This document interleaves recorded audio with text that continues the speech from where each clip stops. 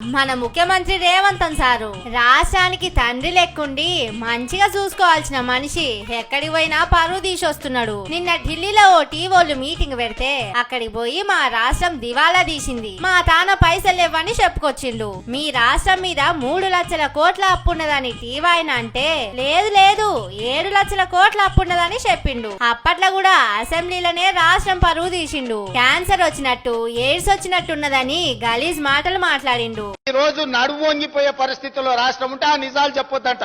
లోపల క్యాన్సర్ ఉండాలి, ఎయిడ్స్ ఉండాలి, కానీ నేను మంచిగా ఉన్నా, ఎర్రగా బుర్రగా ఉన్నా, నాకు పిల్లని అండి పెళ్లి చేసుకుంటా అని అబద్ధాలు చెప్పి ముంచాలని చెప్పి వారు సూచన చేస్తున్నారు అధ్యక్ష. అప్పట్లో భట్టి సార్ కూడా ఇట్లనే రాష్ట్రం దివాలా తీసిందని మాట్లాడుకొచ్చిండు. కానీ ఏమన్నా తెలివున్న మాటలేనా నుల్లా ఇవి? రాష్ట్రంలో అయిన మంచి పనుల గురించి, రాష్ట్రం గొప్పదనం గురించి చెప్పుకోవాల్సిన జాగలా మాకు అది లేదు మాకు ఇది లేదని ఈ గాయిది మాటలు ఎందుకు చెప్పుండ్రి?